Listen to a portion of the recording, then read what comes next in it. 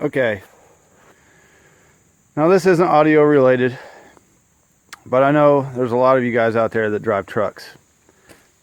And if you don't, then I don't know. Then I guess this video would be irrelevant to you. But maybe you know somebody who drives a truck. You might not haul a lot of stuff in it, but say you haul gravel every once in a while, you haul wood every once in a while, plants, I mean anything, okay? I bought this thing, it's called an easy unloader. For a, I bought it off of Harbor Freight. Cost, I found a coupon online that made it, I believe, around $37 shipped to my door. Which, if this thing works like it's supposed to work, then I will definitely be buying another one for my truck over there.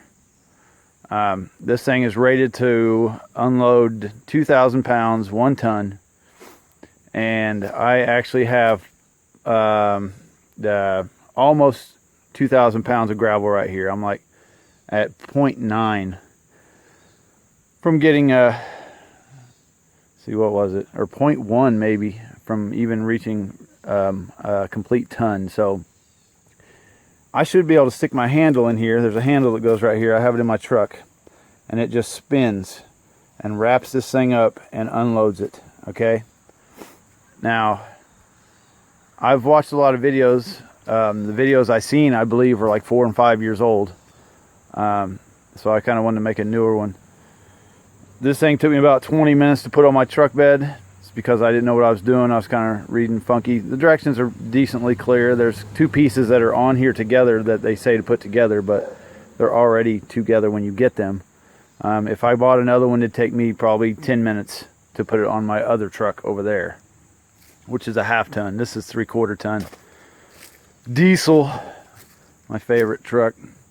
I don't know how I can show you how this cranks. I'm going to put my crank in here first and maybe see what it feels like. Also, it highly recommends that if you have like a spray and bed liner, I have a Rhino liner. This stuff's not slick. You put like a tarp under it. I bought a $14 tarp at Wally Mart. It's actually doubled over. It's like a 9x20.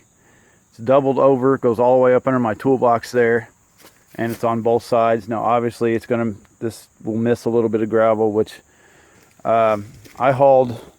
This is obviously smaller gravel, but any bigger gravel you see through here, which I've hauled probably in the past, I don't know, 4 or 5 loads of number 4, and shovels do not want to go in this very well. It's a big pain in the ass. It looks like a 5-minute job.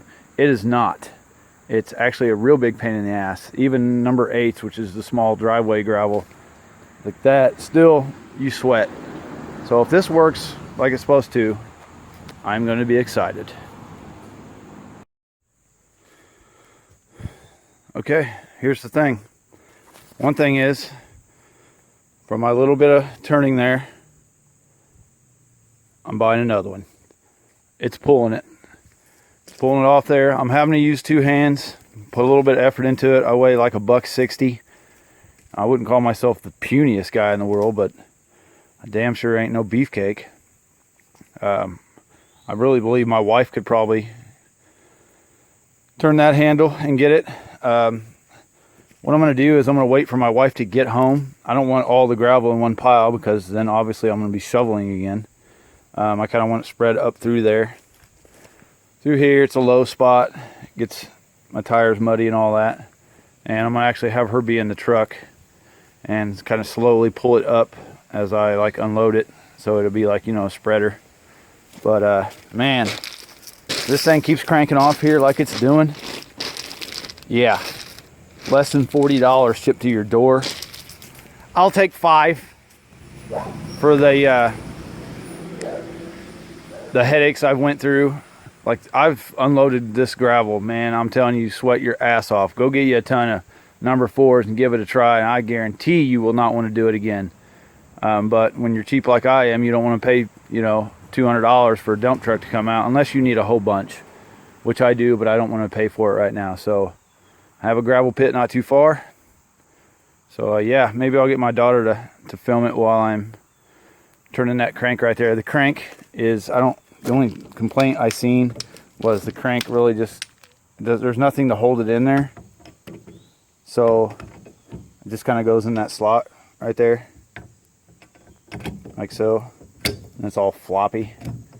So I seen a guy talk about putting a cotter pin on it. Look at this. Look, this is my left hand. I'm a right-handed person. Look at it. Now I was kind of leaning on it there, but I'm telling you, you can't beat that. But yeah, he talked about putting a cotter pin right in the back here. I'm sorry, not a cotter pin. That would make it, you don't want it to be permanent in here. You want to take it out. You leave this on your truck all the time. It actually bolts down tight. I can't pull that off my truck, my tailgate. But this just slides out. He actually talked about drilling a hole and putting a, you know, like a trailer, I don't know why I'm not thinking right now. You know, a trailer pin. So you stick the pin through and then kind of flip the circle over to hold it, and then you just pop that back and pull it out. But I would, you know, honestly, when you have it in there, you're probably going to be cranking on it anyway, and it's not really falling out. You have a hold of it, but shit, man, that's what I'm talking about.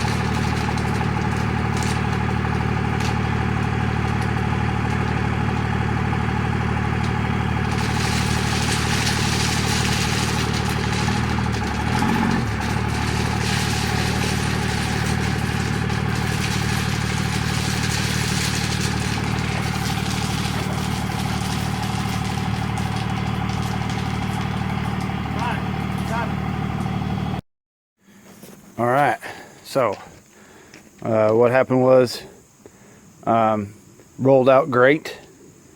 Didn't take me a lot of effort, especially after half of it was off there. It was a one-handed deal. It left enough gravel on like the sides there to where it was on my tarp, but it was an amount to where I just actually pulled my tarp off of there and just let it slide on the ground. This is part of it. Now, the thing with it, of course, you're going to have to do a little raking to get it where you want, unless you want to move up and back and all that. That's just a little piece of the pie. Sorry, hang with me.